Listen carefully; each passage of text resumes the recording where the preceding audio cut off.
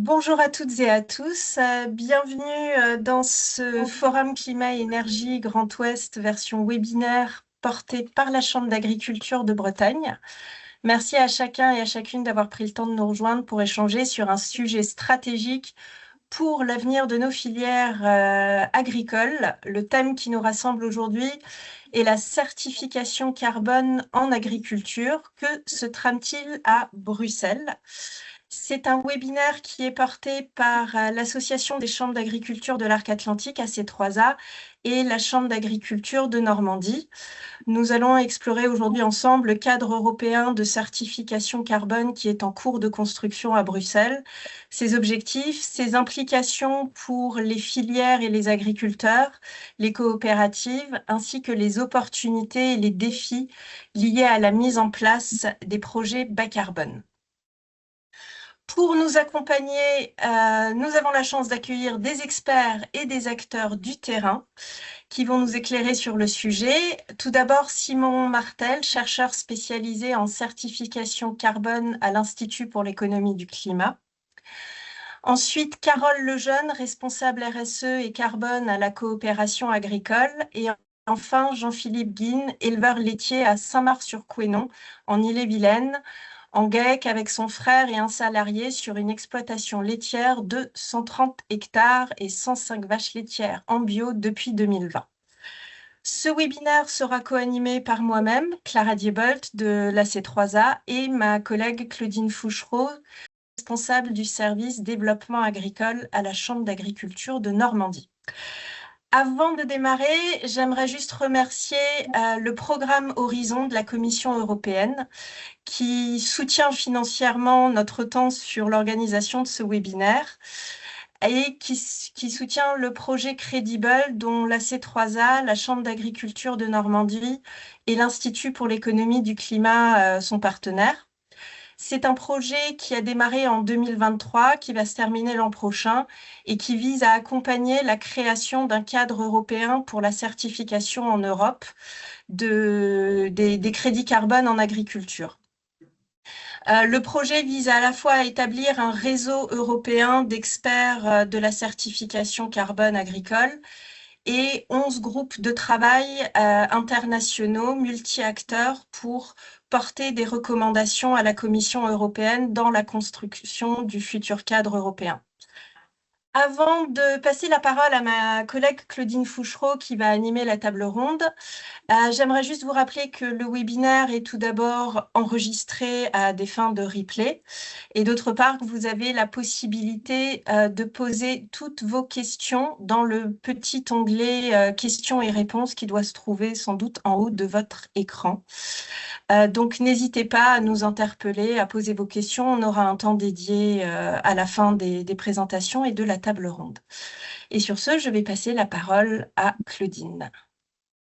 Merci Clara, bonjour à toutes et tous. Donc là, l'idée, c'est d'avoir une petite table ronde avec les retours d'expérience d'acteurs terrain et d'experts de la certification carbone en France pour voir quelles recommandations on peut formuler au niveau européen dans le cadre de la construction de ce cadre de certification carbone européen. Mais peut-être avant de lancer cette table ronde et pour que tout le monde soit remis au niveau ou bien en tête où en est ce cadre de certification carbone européen, je laisse la parole à Simon qui va nous rappeler un peu le contexte et où les choses en sont. Simon, je te laisse la parole. Merci beaucoup Claudine et donc bonjour à toutes et à tous. Donc moi je travaille pour l'Institut de l'économie pour le climat qui est un institut de recherche à but non lucratif et on est une quarantaine d'experts à travailler sur le financement de la transition. Donc il me revient de vous expliquer brièvement en quoi consiste ce cadre européen de certification carbone. Donc en fait, ce cadre, il fait partie du grand paquet du Green Deal qui vise à atteindre la neutralité carbone à horizon 2050. Et son objectif initial, c'était de traiter la partie séquestration que vous voyez ici en vert sur cette projection de nos objectifs jusque la moitié du siècle. Et donc l'objectif, c'était de permettre un cadre qui mesure et certifie les séquestrations, donc dans le secteur des terres qui apparaît ici en vert, et également pour les absorptions technologiques dont on va avoir besoin pour atteindre la neutralité et qui apparaissent ici en rouge et en négatif. Sous l'impulsion de la France notamment, le cadre a été élargi pour tenir compte aussi des émissions agricoles. L'idée étant que, à l'échelle de la ferme, il faut tenir compte de l'ensemble, les séquestrations, mais aussi les réductions d'émissions. Sinon, on pouvait arriver sur des situations qui n'ont pas de sens, où on aurait favorisé la séquestration de carbone dans les sols, par exemple en favorisant la production de matières organiques avec une utilisation accrue d'engrais azotés, qui a un effet négatif pour le climat. Et donc, on a aujourd'hui un cadre qui, en tout cas pour l'agriculture, traite de la séquestration dans les sols, mais plus largement des réductions d'émissions également. Tu peux passer à la diapo suivante. Et donc l'objectif, c'était, le constat de départ, c'est qu'il y a un certain nombre de cadres, des standards carbone qui coexistent. Là, vous avez une petite illustration qui montre qu'en 2020, il y en avait déjà un certain nombre. Aujourd'hui, en 2025, il y en a encore beaucoup plus. Et l'idée, c'était d'homogénéiser tout ça, de mettre tout ça dans une loi européenne pour avoir un cadre de mesure, de suivi et de vérification sur les absorptions de carbone qui garantit de la qualité dans les projets de séquestration. Donc ça concerne le secteur des terres, qui s'appelle dans le jargon européen le carbon farming, qui inclut aussi la forêt et les tourbières. Et puis le deuxième objectif, c'était de développer un cadre de mesure qui serve à des paiements basés sur des résultats pour inciter au stockage du carbone, et donc d'aller vers un modèle économique type marché carbone volontaire. Mais on va voir que ce cadre n'est pas dédié qu'à ces marchés-là, il est bien plus large et il doit normalement théoriquement servir à diriger différents types de financement. Donc ça, c'est les objectifs de ce CRCF. Sur la diapo suivante, on voit comment il se concrétise. Juste une parenthèse pour dire qu'aujourd'hui, ce texte, donc c'est un règlement qui a été voté en décembre 2024. Donc en termes législatifs, c'est quelque chose d'actif. Il n'est pas encore opérationnel et il est en cours d'opérationnalisation avec le développement notamment des méthodes. Mais je vais y revenir après. Donc dans ce cadre, qu'est-ce qu'on certifie? On certifie d'une part, et on ne va pas traiter ce sujet-là aujourd'hui, hein, mais d'une part sur la gauche, là vous voyez les absorptions permanentes qui recouvrent des technologies de captage par exemple du CO2 dans l'air, mais qui recouvrent aussi le biochar, qui peut avoir une application dans le secteur agricole, mais on ne va pas y revenir aujourd'hui. Il y a le stockage dans les produits, notamment le bois dans la construction, mais on va laisser de côté aussi. Et pour ce qui concerne l'agriculture, on a la séquestration dans les sols agricoles, mais également aujourd'hui les efforts de réduction d'émissions dans les sols agricoles, notamment sur le N2O. Et puis, ce règlement contient une clause de réouverture du règlement en 2026, à la fin de 2026, pour éventuellement étendre son périmètre au méthane entérique et donc à l'élevage, pour que l'ensemble du bilan carbone en fait agricole soit contenu dans le texte. Alors peut-être un petit mot sur les méthodes en cours de développement qui devraient être validées prochainement. On a une méthode sur la forêt, on a une méthode sur les tourbières, mais ce qui va le plus vous intéresser, c'est une méthode qui concerne les sols agricoles et également l'agroforesterie. En termes de levier d'action dans les fermes, la méthode ne définit pas, elle est non exhaustive sur les méthodes d'action, c'est-à-dire que toute action qui permet d'améliorer le bilan carbone est éligible, parce qu'on est vraiment sur un système basé sur des résultats, où on va mesurer au bout d'une certaine période ce qui s'est passé, et c'est ça qu'on récompense. Alors c'est basé sur de la mesure, de la modélisation et de la télédétection, les trois pouvant être combinés. Mais pour vous donner une idée en termes de pratiques concrètes, pour le carbone des sols, ça va être des cultures de couvert, des techniques de conservation des sols éventuellement. Pour la biomasse, il y a l'agroforesterie, intraparcellaire, mais aussi éventuellement les haies. Et puis pour le N2O, ça va être l'implantation de légumineuses, l'utilisation d'inhibiteurs de nitrification. Ça, c'est que des exemples. Évidemment, toutes les pratiques bas carbone sont éligibles pour peu qu'elles apportent un résultat. Sur la diapo suivante, on voit comment s'organise tout ça. Donc en fait, la Commission européenne a un rôle assez central et c'est elle qui écrit des méthodologies dans lesquelles donc les méthodologies, elles décrivent les règles du jeu, qu'est-ce qui est éligible, comment on mesure, sur quelle durée, etc. Ça, c'est en cours de travail par la Commission, appuyé par un groupe d'experts. Et ensuite, il y a des schémas de certification qui sont un peu des petits standards carbone qui vont pouvoir être approuvés par la Commission.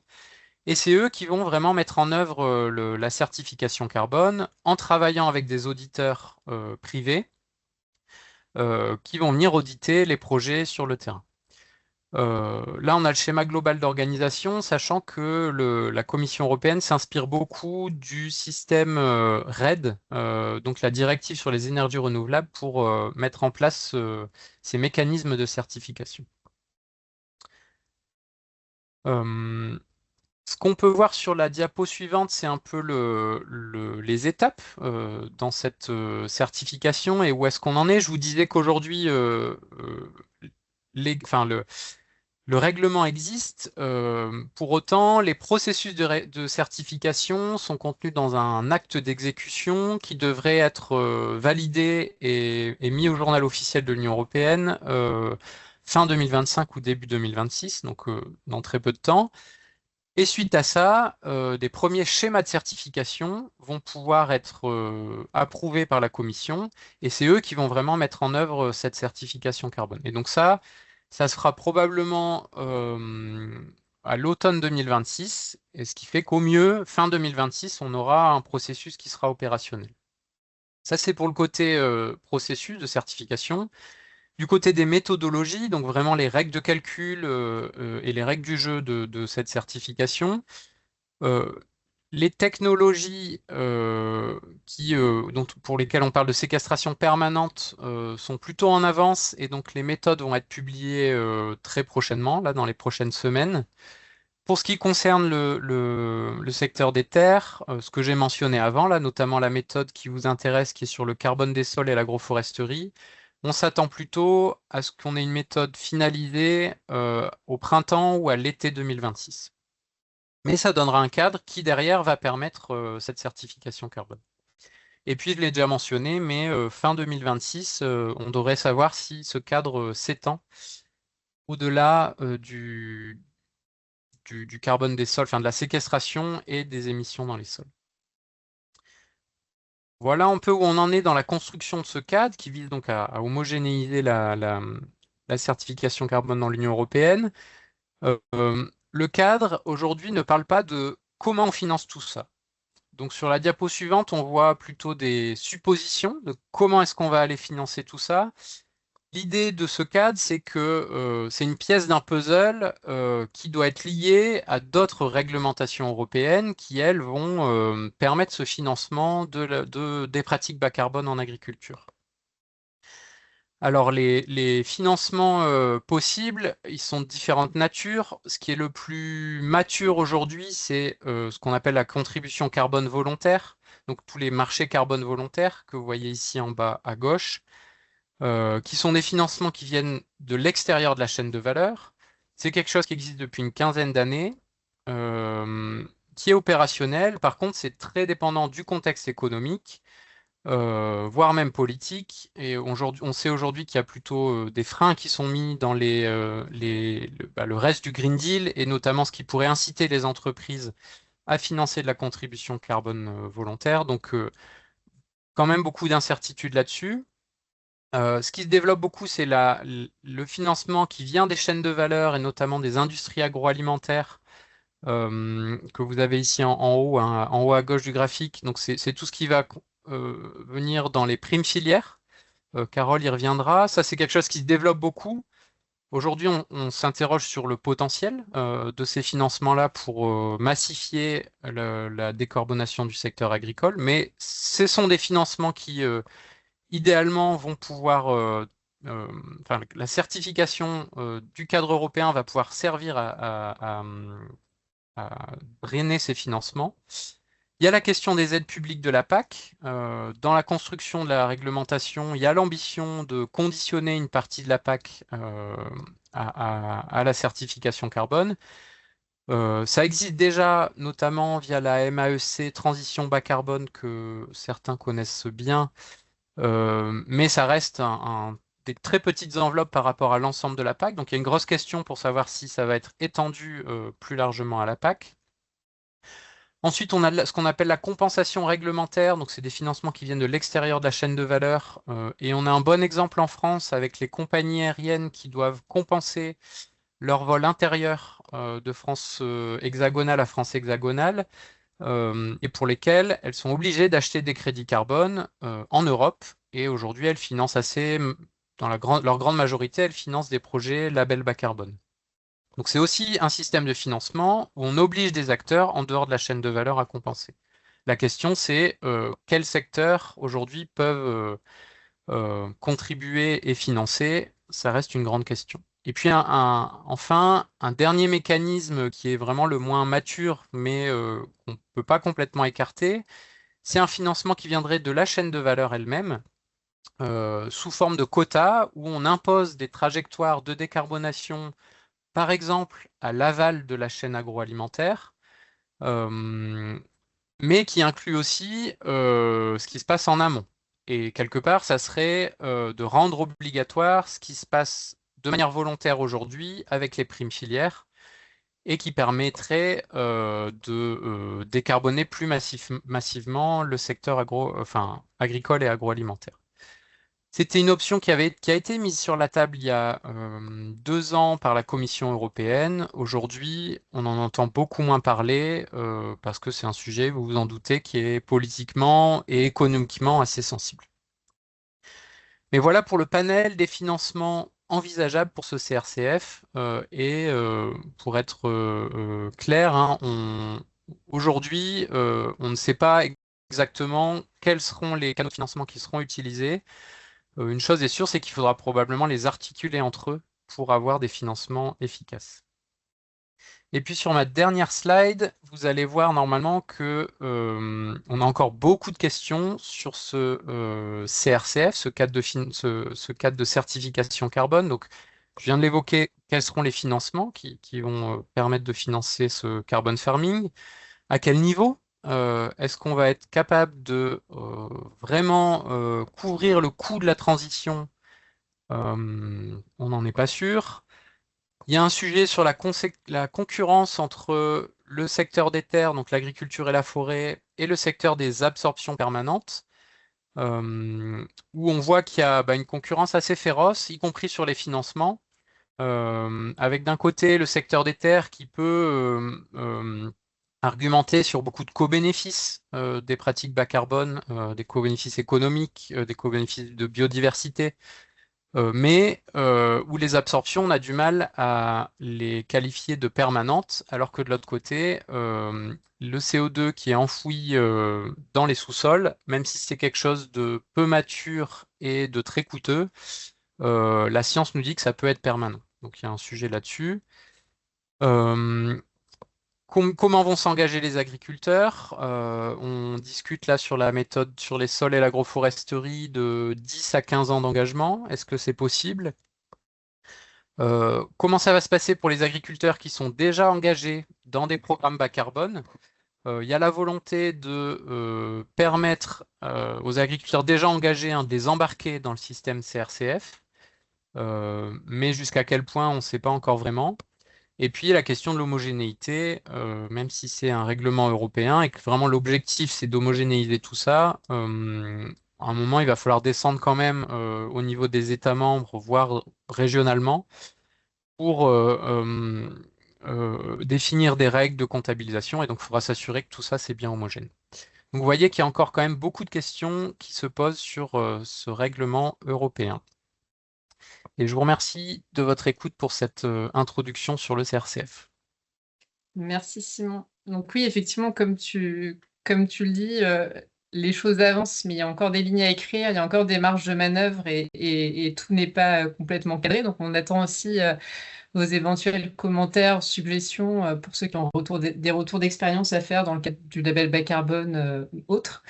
Et puis, comme Simon l'a évoqué, enfin, la certification carbone, elle est pas née du CRCF. C'est quelque chose qui existe depuis plusieurs années. Et l'Europe s'est vraiment basée sur l'existant pour construire ce CRCF et pas réinventer la roue. Et entre autres sur le label bas carbone en France. Et donc, on a la chance d'avoir un pionnier des démarches carbone autour de la table. Jean-Philippe voulait vous donner la parole peut-être pour rentrer un peu dans le concret, ce que c'est qu'une démarche bas carbone du point de vue d'un agriculteur. Peut-être savoir aussi ce qui vous a poussé à rentrer dans ce type de démarche ou intéressé sur ce type de démarche bas carbone, ce qui fait que vous avez continué année après année, puisque ce que vous en retirez au final des actions qui ont pu être mises en place sur votre exploitation. Et vous avez votre micro fermé.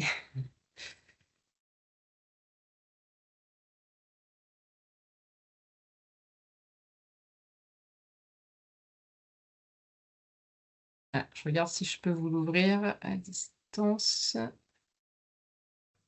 Ça doit être bon. Ah ouais, c'est bon. Ouais. Pardon. Bonjour, oui, je suis agriculteur à Saint-Mars-sur-Conon, en GEC. Et donc, on est rentré dans une première démarche bas carbone en 2013. En fait, on nous a proposé de rentrer dans un programme qui s'appelait Carbone Dairy, qui était un peu expérimental et qui était surtout pour tester un enfin, je ne sais pas si c'est un logiciel, mais un outil pour mesurer les gaz à effet de serre sur les exploitations qui s'appelle le Cap2R. Et on est rentré dans la démarche parce qu'on voulait comprendre comment ça fonctionnait. On ne savait pas trop quels étaient les leviers qu'on pouvait bouger sur des exploitations pour baisser les gaz à effet de serre. Et puis, on voulait aussi, parce que l'élevage est toujours beaucoup critiqué avec le méthane. Et donc, on voulait voir ce qu'on pouvait faire et avoir des réponses pour défendre l'élevage, en fait. Donc, dans ce programme, les premiers leviers qu'on a bougés, c'était des leviers qu'on voulait, nous, bouger sur l'exploitation, mais pour des raisons, en fait, économiques, pas par rapport forcément aux gaz à effet de serre. C'est des choses qu'on avait avec mon frère déjà envie de mettre en place, en fait.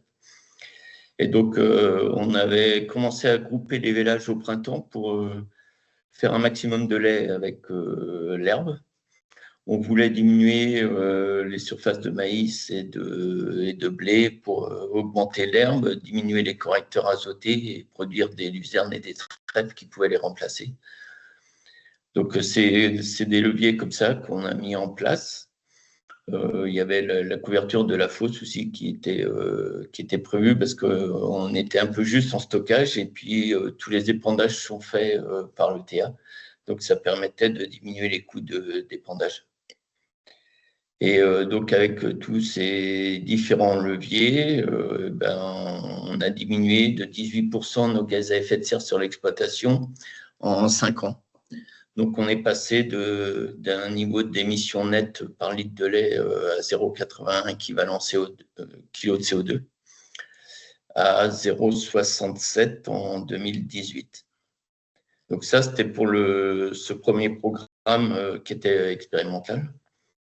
Et donc, à la suite de ça, alors dans ce premier programme, en même temps qu'on a diminué les gaz à effet de serre de 18%, on s'est aperçu qu'avec les différents leviers qu'on avait bougés, en fait, on avait augmenté notre revenu de 11 000 € par an. Donc, je trouve que c'était une démarche intéressante et qui doit aider à mobiliser les agriculteurs sur le sujet parce que vous n'avez pas besoin d'investir ou de dépenser beaucoup d'argent pour diminuer les gaz à effet de serre sur les exploitations, en fait. Et donc, suite à ça, vu qu'on avait trouvé la démarche intéressante, on a continué là avec un programme qui est Carbone Agri où on vendait le carbone qui était, enfin les émissions, la diminution des émissions ou l'augmentation des stockages, on le vendait 30 € la tonne. Et donc, de même manière que le premier programme, on l'a fait avec des choses qu'on avait envie de mettre en place sur l'exploitation et envie de changer. Et donc là, dans ce programme, il y avait le passage à l'agriculture biologique, parce qu'on avait envie de devenir complètement autonome pour l'alimentation des animaux. On ne voulait plus rien acheter. On voulait également prolonger la vie des animaux et en élever moins. Parce que, donc, en fait, pour les gaz à effet de serre sur une exploitation, il y a le nombre d'animaux qui sont improductifs qui est très important, en fait. Donc, on a les génisses maintenant veulent 24 mois. Pour les vieillir plus longtemps, on est parti dans du croisement de races. Donc, on avait pris Molstein croisé avec de la Jersiaise et des rouges scandinaves. Pour sécuriser la production fourragère en bio, on a arrêté les céréales. Pour diminuer les coûts de production, on a diminué le maïs. Donc, d'une surface de maïs qui était avant de passer en bio autour de 15 hectares, on est aujourd'hui à 4 hectares et demi, 5 hectares suivant les années. Et puis, on a replanté des haies et fait de l'agroforesterie pour donc le confort des animaux, en fait, de façon à ce que dans n'importe quel paddock, elles aient un abri ou de l'ombre pour l'été. Voilà. Et donc, en investissement sur ce programme, il y avait un pré-refroidisseur sur le tank à lait, donc pour faire des économies d'énergie sur le tank. Et donc là, du coup, suite à ce programme, le dernier diagnostic qu'on a réalisé sur la clôture, sur l'exercice 2023, on arrive à des émissions nettes de 0,46 kg d'équivalent CO2 par litre de lait. Donc, qui correspond à peu près à une centaine de tonnes non émises ou stockées sur l'exploitation chaque année. Et Voilà. Merci beaucoup. Et la progression est assez impressionnante. Juste petite question, vous pensez que vous pouvez aller encore plus loin ou là, ça commence à devenir difficile de faire mieux? Alors, pour aller plus loin, en fait, je pense qu'il faut encore replanter et encore augmenter le stockage. Sur les émissions, sur les émissions, sera difficile de baisser. Ou alors, il faut changer le système de production et diminuer le nombre d'animaux.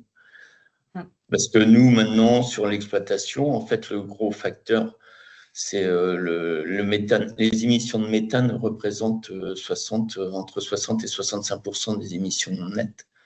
Sur tout ce qui est en dehors du méthane, où on peut diminuer, on a quasiment tout supprimé. Enfin, pas tout supprimé, mais beaucoup supprimé. Donc maintenant, en fait, si on va aller encore plus loin, il faut qu'on arrive encore plus compenser ce qu'on émet. Et donc, ça passera par du stockage. Ouais. Et pour le coup, la plantation, ça peut avoir un coût. Enfin, en tout cas, c'est intéressant de voir que la première marche peut être, en tout cas en élevage, intéressante économiquement avec des leviers d'optimisation. Peut-être que la marche d'après peut avoir un coût, peut être un peu plus risqué. Puis il y a des filières où il y a moins de marge d'optimisation ou plus de risques qui peuvent être pris aussi. Et donc on voit bien qu'il y a quand même besoin, y compris au niveau européen, de travailler le volet source de financement de la transition. Et on voit, enfin Simon l'a présenté, c'est pas encore très clair la façon dont tout ça va être financé, quelles seront les sources de financement demain pour ces projets de réduction d'émissions et de stockage carbone. En attendant d'avoir une vision plus claire de ce qui se passe au niveau européen, en France, il se passe des choses. On n'attend pas d'avoir les directives et les recommandations de l'Europe. Et notamment les coopératives mettent en place des choses sur ce sujet de financement de la transition. Et peut-être, Carole, tu peux nous en parler au travers de quelques illustrations? Ouais, merci à toutes. Enfin, merci à toi déjà. Et puis, bonjour à toutes et à tous. Donc, moi, c'est Carole Lejeune. Je suis en charge des sujets donc RSE et carbone à la coopération agricole. Et donc, effectivement, l'idée, c'est un peu aujourd'hui de vous présenter au niveau de notre réseau la place qu'ont les coopératives en termes d'émissions de gaz à effet de serre. Et donc, ce qu'on réalise, c'est que au niveau de l'ensemble des coopératives que nous représentons, donc nous, c'est environ 2000 coopératives agricoles un peu partout en France, on va représenter donc 69 millions de tonnes d'équivalent CO2 par an.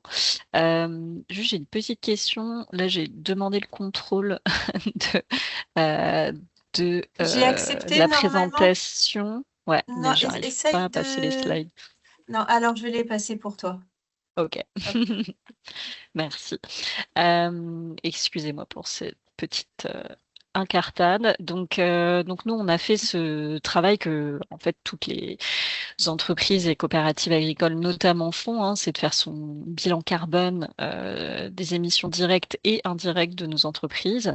Donc ce qu'on appelle le bilan carbone des différents scopes 1, 2 et 3.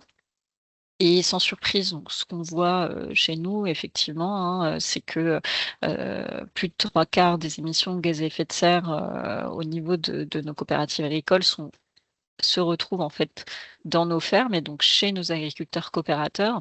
Mais effectivement, il y a aussi des émissions de gaz à effet de serre qu'on retrouve au niveau du transport, du fret, une partie sur les émissions directes des coopératives qui sont représentées et issues de l'activité de transformation industrielle, ou le scope 1 qu'on va appeler, ou des émissions vraiment directes de l'entreprise sur lequel la coopérative, par exemple, va avoir la main plus précisément. Et puis 5% issus de la fin de vie des produits, fabrication des emballages. On va pas rentrer forcément dans le détail complet du coût engendré par le changement de pratique hein, nécessaires à la diminution des émissions de gaz à effet de serre, mais nous, on a essayé un peu de les calculer de manière assez macro, à la fois dans le surcoût engendré par la mise en place de pratiques bas carbone au sein des exploitations agricoles chez nos agriculteurs coopérateurs, pour respecter un peu les objectifs de la stratégie nationale bas carbone à 2030-2035, hein, baisse de 25% des émissions de gaz à effet de serre à l'amont agricole. C'est des surcoûts voilà, autour de 800 millions d'euros par an, bon, ce sans compter les coûts d'accompagnement des agriculteurs, d'accompagnement dans leur plan d'action, de formation aussi des conseillers techniques qui sont nécessaires pour justement réaliser les différents diagnostics comme par exemple les CAP 2ER qui sont réalisés pour vraiment être au plus étudier plus précisément, en tout cas, les postes d'émissions de gaz à effet de serre à la ferme. Pareil, hein, il y a des investissements importants aussi à faire au niveau des autres postes d'émissions de gaz à effet de serre des COP. Si on voit sur la diapo suivante, les changements structurels, quand on regarde un peu tous les différents changements de pratique, hein, c'est des changements structurels à la ferme, mais aussi pour les filières et les COP. Quand on regarde en fait les, les différents pratiques bas carbone, c'est travailler évidemment sur l'engrais azoté, sur le méthane entérique, sur l'investissement dans des nouveaux équipements comme la méthanisation, l'implantation de haies, d'agroforesterie, qui peuvent être derrière, hein, à travers les outils de certification labellisés bas carbone, qui peuvent être labellisés, mais derrière, ça engendre évidemment des surcoûts de production, des investissements supplémentaires, des compétences techniques, une motivation et surtout une prise de risque pour l'agriculteur qui aujourd'hui porte la majeure partie évidemment du risque lors de ces changements de pratique. Et derrière, c'est des constructions de filières au niveau des territoires qui sont nécessaires.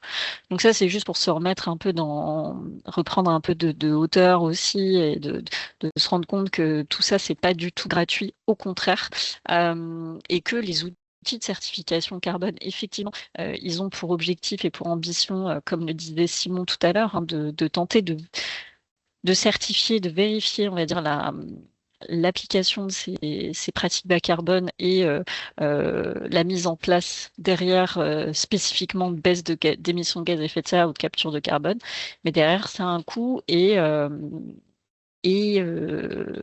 aujourd'hui, on se rend compte que les crédits carbone agricoles qui sont vendus au niveau de schémas volontaires permettent et ont permis la mise en place de financements bas carbone à l'échelle des fermes et chez nos agriculteurs coopérateurs, puisqu'il y a des coopératives qui ont été porteurs de projets collectifs.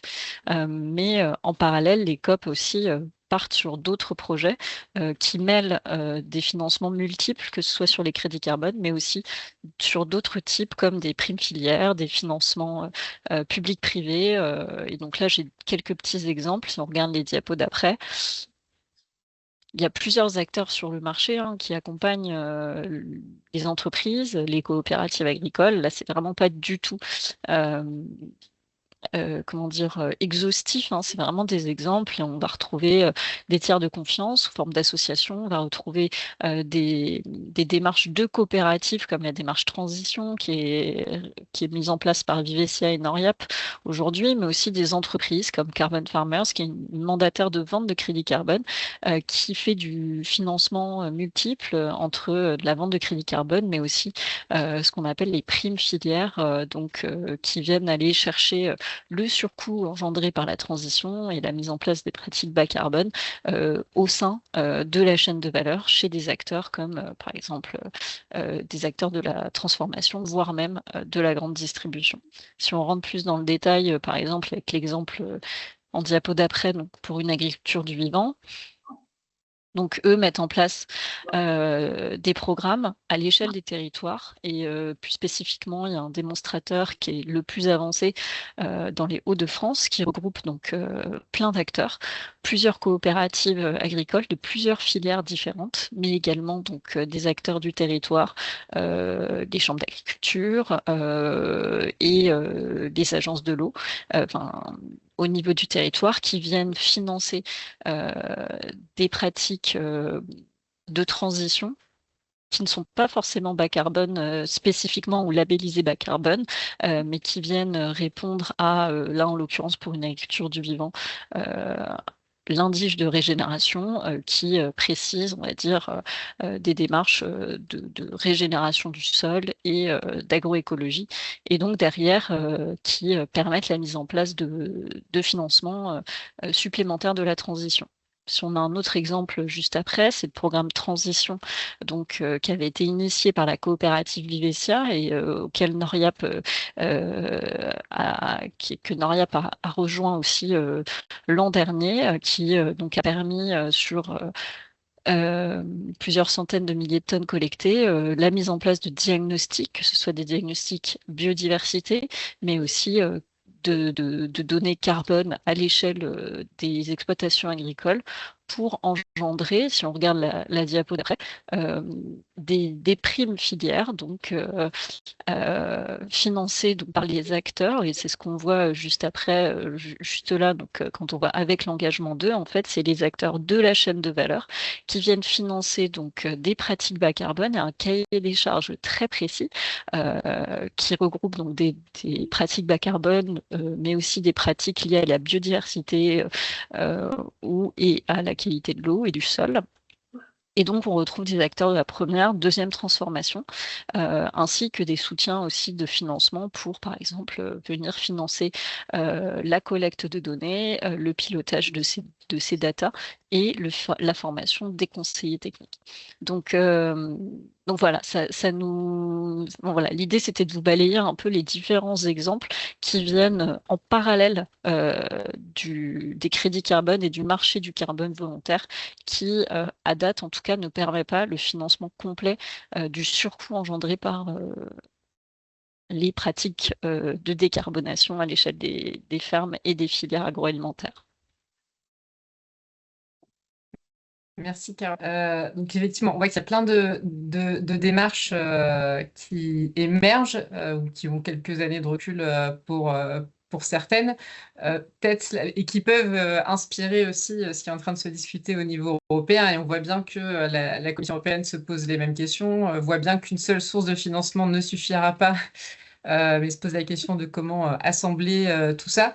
Peut-être basé sur ce qu'on s'est dit, sur vos expériences ou travaux respectifs, j'ai un peu envie de vous poser la même question à tous les trois sur quelles seraient vos principales recommandations pour ce CRCF qui est en cours de finalisation, en commençant peut-être par vous, Jean-Philippe, et peut-être, j'imagine, il y a un sujet sur l'enjeu numéro 1 de ce CRCF qui est un peu d'harmoniser les cahiers des charges, les démarches, parce que là, on voit que ça se multiplie, et c'est très bien parce qu'il se passe des choses, mais c'est pas forcément facile de suivre. Et voilà, quel est le regard en tant Alors, qu'agriculteur sur ces démarches-là, et quelles recommandations vous pourriez faire bah, pour, il est important que tout le monde déjà utilise le même outil parce que nous, à titre personnel, justement, on a une coopérative qui refait des bilans carbone pour nous revaloriser quelques euros au litre de lait, mais qui n'utilise pas le CAP 2ER, par exemple, qui a fait son propre outil et qui ne tient pas compte du stockage, en fait. Donc, il est important que, si on rentre dans ce genre de démarche, que tout le monde parle de la même chose. Et après, d'harmonisation, ouais. voilà. Et puis, il ne faut pas non plus multiplier les certifications, parce que je pense que si vous voulez concerner un maximum d'agriculteurs, il faut que la certification soit simple, il faut que ce soit clair et qu'ils s'y retrouvent facilement. Après, parce qu'autrement, on peut tomber un peu comme tous les différents labels ou certifications qu'il y a une grande surface entre le bio, l'HVE. Donc, je pense qu'il faut quelque chose d'assez simple et une ou deux certifications, mais c'est tout. Et du coup, juste pour sur vous, là, l'idée, c'est de rester certifié, d'être certifié par le label bas carbone, ou pas nécessairement, finalement, parce que de toute façon, il n'y a pas de crédit à vendre, et de mettre en place les pratiques qui vont bien pour réduire les émissions, mais sans passer par une valorisation ou une reconnaissance particulière dans le contexte actuel où la valorisation est compliquée. Et je pense que même sans une revalorisation importante, je pense qu'on cherchera quand même une certification parce que c'est une reconnaissance des pratiques qu'on a mis en place. Quand je parlais tout à l'heure qu'on était rentré dans la démarche parce que pour pouvoir communiquer et défendre l'élevage, ça fait partie de notre démarche en fait. Et nous, on l'a fait volontairement, mais effectivement, le premier programme, c'était expérimental, il n'y avait même pas de revalorisation. Sur le carbone agri, donc on vendait 30 € la tonne. Alors effectivement, ce n'est pas un gros montant, mais nous, vu les leviers qu'on a bougés, il n'y avait pas d'investissement en face, donc nous, ça nous correspondait. Mais même sans. Alors effectivement, pour un certain nombre d'éleveurs, s'il y a des investissements, il faut une revalorisation autre que 30 €. Nous, vu tous les efforts qu'on a déjà faits et les leviers qu'on a bougés, même sans une grosse revalorisation, on ira dans la démarche. Ouais. Ok. Tout dépend des leviers que l'agriculteur veut bouger. Ouais. Et c'est vrai qu'ils sont pas associés à la même prise de risque ou même besoin d'investissement derrière. Carole, même question. Si tu avais des recommandations à formuler. Ouais, effectivement, si on regarde mon autre diapositive, la diapositive 20, sur le sujet de la massification, c'est trouver les modèles de financement des plans de transition, hein, notamment pour les coopératives agricoles, qui viennent respecter et répondre au sujet du cofinancement au niveau de la chaîne de valeur. Ah ouais, c'est la numéro 20 qui va m'intéresser. J'ai pas les numéros forcément de. Ah, pardon. Ah oui, 20 sur celle-ci. Ouais, c'est ça, exactement. D'accord. Ce qu'on va avoir effectivement, c'est que on va avoir par exemple un budget qui est évidemment nécessaire pour financer une prime de transition à l'agriculteur, que ce soit à travers donc des subventions publiques. On parlait des MAEC tout à l'heure, on parlait d'autres types de PSE, de paiement pour services environnementaux qui peuvent provenir aussi des agences de l'eau, comme c'est le cas pour des programmes créés par Pour une agriculture de vivant, à travers les crédits carbone volontaires, donc sa vente de crédits auprès, du coup, à l'extérieur de notre chaîne de valeur, auprès des partenaires de la chaîne de valeur avec des acteurs et de la contractualisation entre l'amont et l'aval qui donc peuvent permettre du coup le financement de ces projets à travers les primes filières.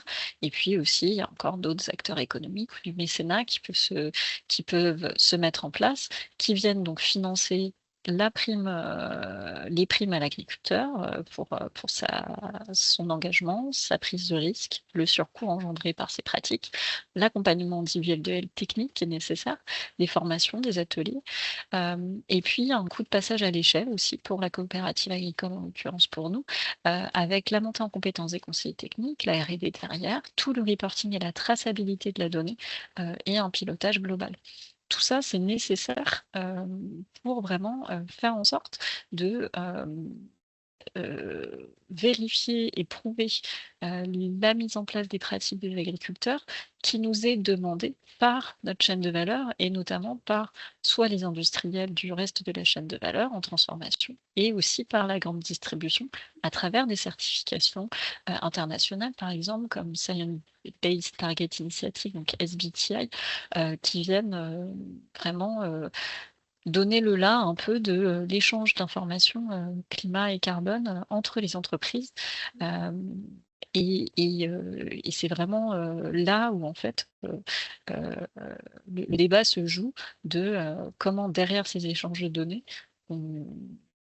on trouve de la valeur et on partage le surcoût de la mise en place de ces pratiques qui aujourd'hui sont portées par les agriculteurs en grande partie.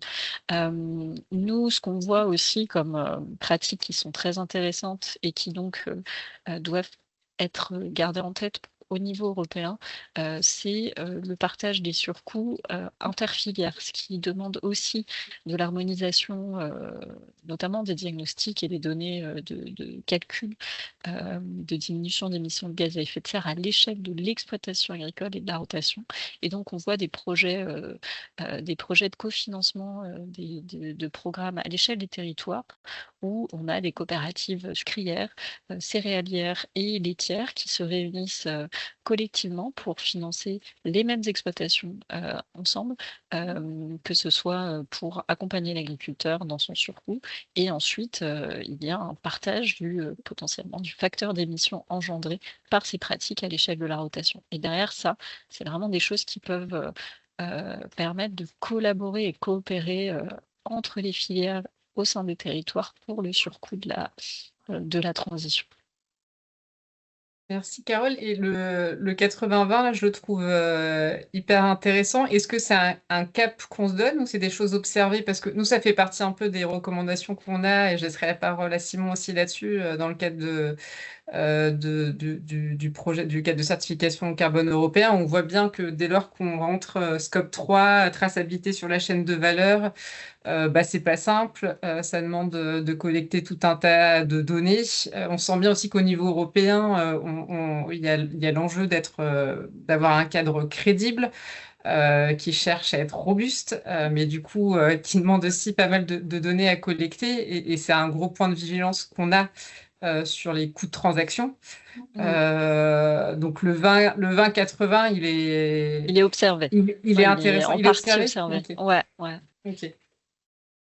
Mais je trouve que ça donne des bons exemples, en tout cas, et je pense des bons ordres de grandeur. Ok, merci. Et même question Simon, puis ensuite il y aura quelques questions dans le chat, j'ai vu. Merci Claudine. Oui, donc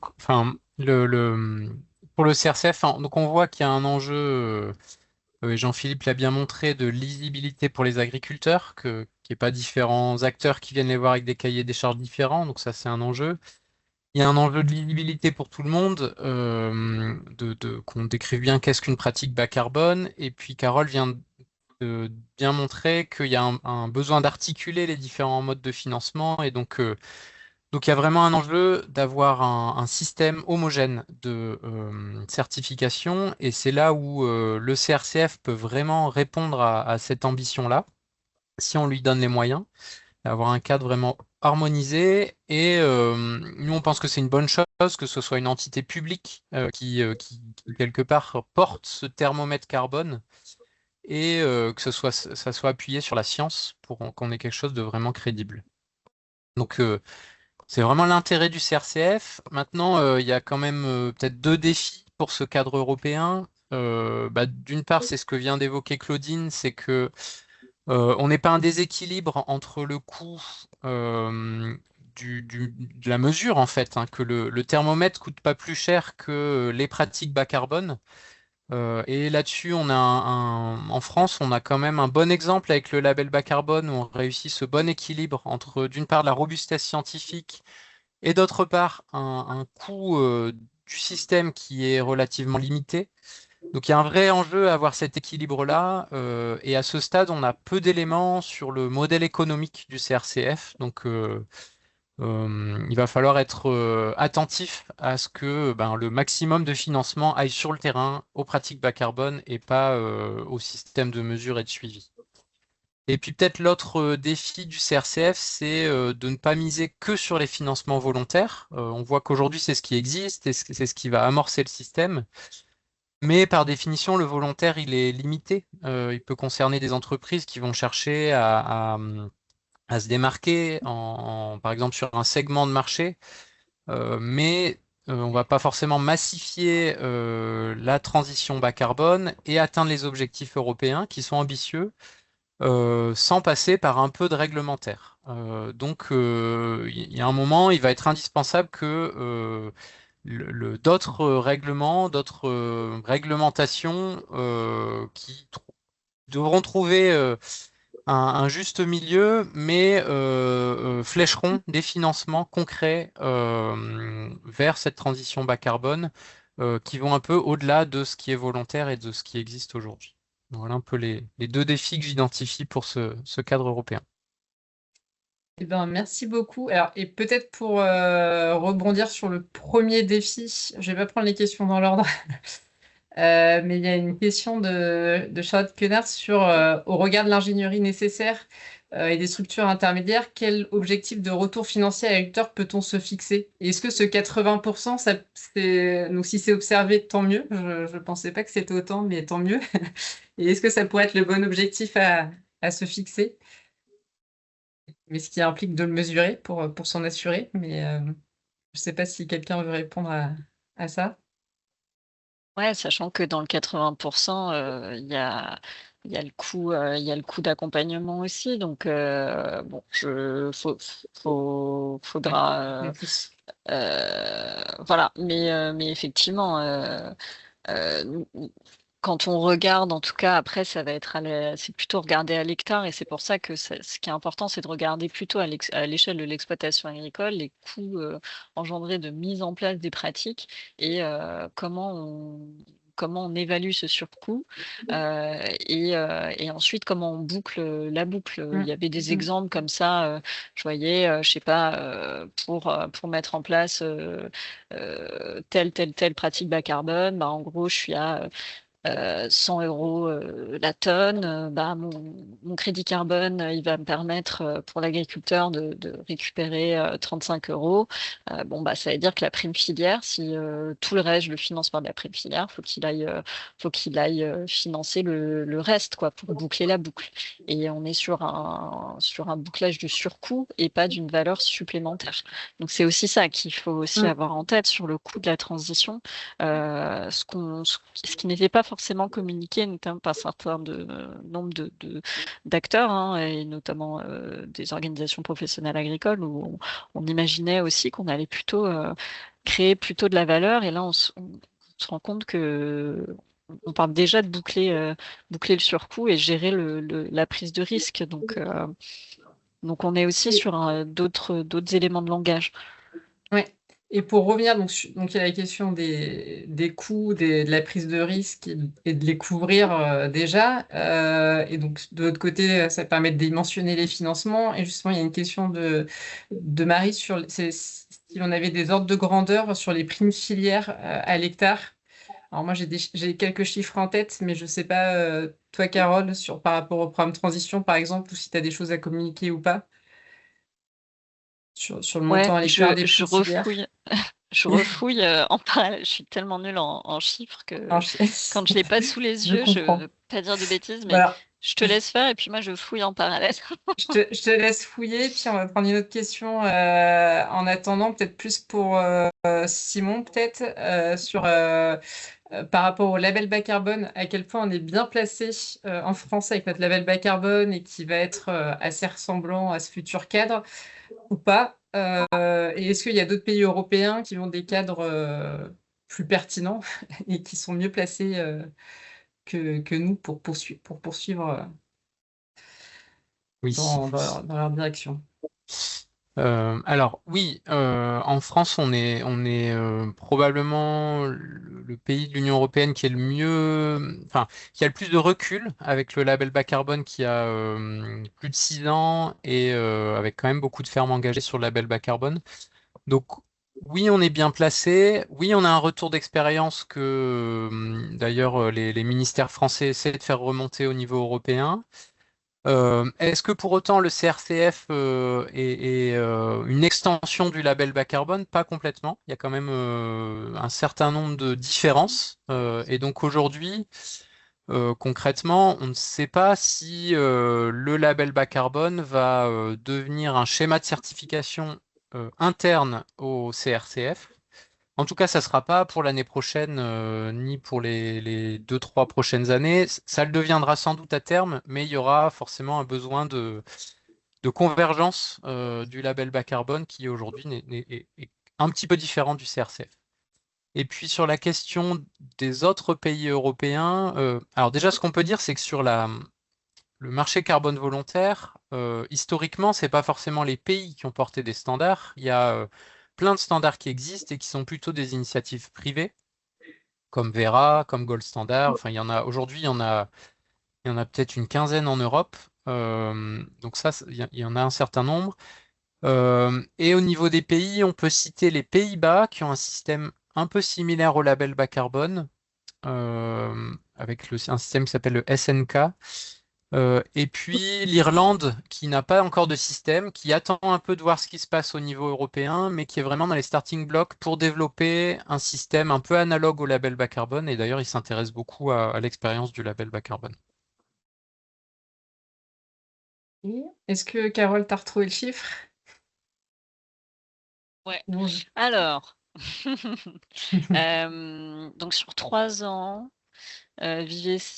côté Vivesia, c'est donc 9 à 10 000 euros par agriculteur sur 3 ans. Et donc la première promotion, en gros, il y a eu une récolte de 2 millions d'euros pour les 200 agriculteurs. Et il y a une deuxième promotion sur 3 ans, donc à 420 agriculteurs, où là, pareil, ils vont chercher encore plus de, de partenaires donc pour boucler encore la boucle, sachant que il y a eu aussi une aide sur le financement de l'accompagnement technique par France 2030 de 1,9 million d'euros, ça sur plutôt la formation des 43 techniciens et des 80 personnes qui travaillent sur le programme Transition. Donc l'idée, même là, sur ce genre de projet, on est sur du multifinancement aussi sur les différentes parties. Ça marche. Bon, bah, merci. Peut-être, je ne sais pas si il reste 1 minute. Je ne sais pas si on peut prendre Clara, tu me Une dis. dernière question et après, Ouais. malheureusement, on va devoir. Peut-être pour Jean-Philippe, du coup. Ouais. Enfin, il y avait la question, est-ce qu'il y a beaucoup d'exemples comme ça? Je suis pas sûre qu'il y en ait tant que ça.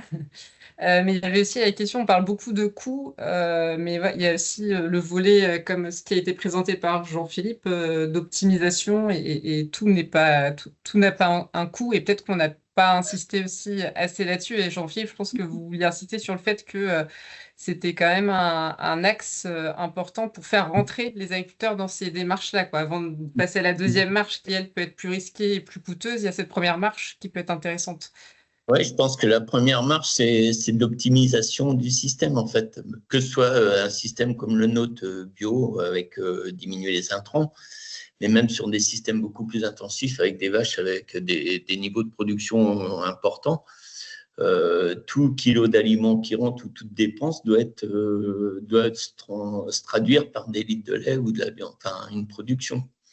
Donc, c'est l'efficacité du système qui va d'un côté diminuer les gaz à effet de serre et en même temps faire du revenu.